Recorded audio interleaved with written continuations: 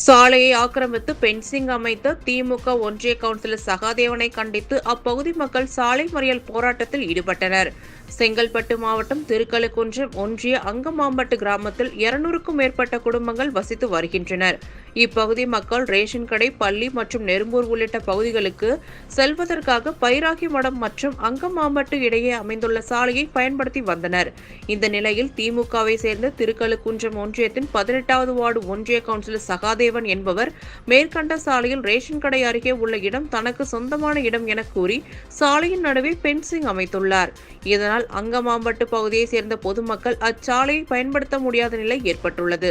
மேலும் பள்ளி செல்லும் மாணவர்கள் மற்றும் ரேஷன் கடை, இடுகாடு உள்ளிட்ட பல்வேறு பகுதிகளுக்கு செல்வதற்காக 3 கிலோமீட்டர் தொலைவு சுற்றி செல்லும் நிலை உள்ளது.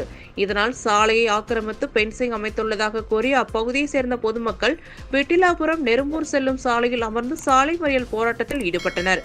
தகவல் அறிந்த சதுரங்கப்பட்டினம் போலீசார் சம்பவ இடத்திற்கு விரைந்து வந்து மறியலில் ஈடுபட்ட பொதுமக்களிடம் பேச்சுவார்த்தையில் நடத்தினர்.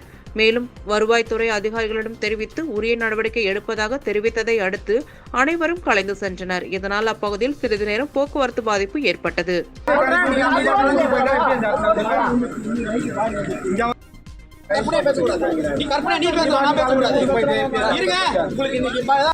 உதயகுமார் ஒரு பாதி அமைக்கப்பட்ட இடம். அந்த பாதி அமைக்கப்பட்ட இடத்துல வந்து தனிநபர் ஒருவர் வந்து அவருக்கு சொந்தமான இடம் அப்படின்னு சொல்லிட்டு பொய்யான எங்களுக்கு சுடுகாடுக்கு போக வேண்டிய வழி. அது ஒரு அத்தியாவசிய பொருள், அரசாங்க கடை, ரேஷன் கடை. அந்த ரேஷன் கடைக்கு போகணுன்னாலும் அந்த வழியில் தான் நாங்கள் போனோம். எங்களுக்கு வேறு வழி கிடையாது. சுற்று வழி பார்த்தோம்னாக்கா ஒரு 3-4 கிலோமீட்டர் இருக்குது. அப்படி எங்களால் போக முடியாது பட்சத்தில் பள்ளிக்கூடம் எங்கள் பிள்ளைகளும் அங்கே அந்த பக்கம் தான் கொண்டு போகணும். அது இல்லாமல் ஸ்கூல் பசங்களை, குழந்தைங்களை அந்த பக்கம் தான் நாங்கள் கொண்டு போயிட்டு வரணும். அதுவும் இல்லாமல் திருநா பண்ணணுன்னாக்கா எங்கள் தெய்வம் வந்து எங்கள் கிராமத்தை சுற்றி வரணும். அந்த ஒரு வழி மட்டும்தான் இருக்குது. அந்த வழி இல்லாது எங்கள் திருநாவே இப்போ பண்ணாமல் தடைப்பட்டு நிற்கிது. நாங்கள் இதெல்லாம் கண்டித்து ஒரு சில மனுக்கள் கொடுத்தோம். அந்த ஆக்கிரமிப்பை அகற்ற முடியல. ஒரு ரெவன்யூ டிபார்ட்மெண்ட்டுக்கிட்டையும் கம்ப்ளைண்ட் கொடுத்துட்டோம், பிடிஓ ஆஃபீஸிலும் கம்ப்ளைண்ட் கொடுத்துட்டோம். இந்த சார்ந்த ஊராட்சி துறையிலும் நாங்கள் ஊராட்சி நிர்வாகத்திலையும் நாங்கள் கம்ப்ளைண்ட் கொடுத்தோம்.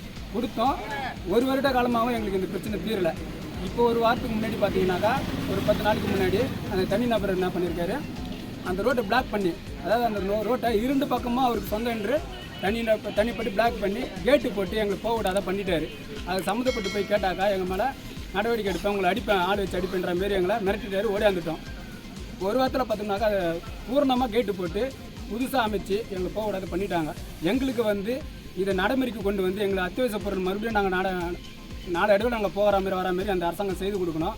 அதுவும் இல்லாமல் இதில் எந்த பிரச்சனையும் எங்களுக்கு வராத அளவுக்கு பாதுகாத்து எங்கள் பொதுமக்களை நல்ல ஒரு இதுவாக வழி நடத்தணும்னு நாங்கள் கேட்டுக்கிறோம். இந்த 3 ஊராட்சி, நெரும்பூர், சூராடிமங்கலம், லட்டூர், இந்த 3 ஊராட்சிக்கு உட்பட்ட ஒரு கவுன்சிலர், 5000 கவுன்சிலர், அவர் பேர் வந்து சகாதேவன். சகாதேவன் என்பவர் தான் இது அனைத்தையும் செய்து வருகிறார். திமுக நபரை சார்ந்த சகாதேவன் என்பவர் இதை செய்து கொண்டு வருகிறார். அவரிடம் சென்று கேட்டால் நான் கட்சிக்காரர், கட்சியை சார்ந்து என்ன எதுவும் செய்ய முடியாது, ஆளுங்கட்சியாக இருக்கிறேன், நீங்கள் அப்படி ஏதாவது எங்களை மோதினாக்கா நான் ஆளுங்கட்சி வச்சு உங்களை அடித்து விரட்டி விடுவேன் என்று தவறான வார்த்தைலாம் பயன்படுத்தி எங்களை மிரட்டி வருகிறார். இதை சம்மந்தப்பட்டு ஒரு சில நிர்வாகிகிட்ட நாங்கள் பேசியிருக்கோம். அதன்படி அவங்க நடவடிக்கை எடுக்கணுன்றது அதையும் கேட்டுக்கிறோம்.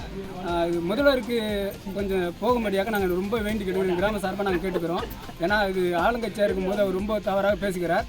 நாங்கள் முதல்வர் மேலே ரொம்ப நம்பிக்கையோடு இருக்கிறோம், நம்பிக்கை வச்சுருக்கிறோம். இந்த ஆளுங்கட்சியானது எங்களுக்கு ஒரு நல்ல வழி காட்டி எங்களுக்கு ஒரு நல்ல ஒரு பாதையில் கொண்டு போகன்றதை நாங்கள் தெரிவிச்சுக்கிறோம். சப்போஸ் இந்த வெள்ளிக்கிழமைக்குள்ளே எங்களுக்கு இது ஒரு நல்ல ஒரு தீர்வுக்கு வரலன்னா நாங்கள் மீண்டும் மிகப்பெரிய ஒரு ஆர்ப்பாட்டமாக சாலை மறியலில் ஈடுபடலான்னு ஒரு முடிவெடுத்திருக்கோம். இதை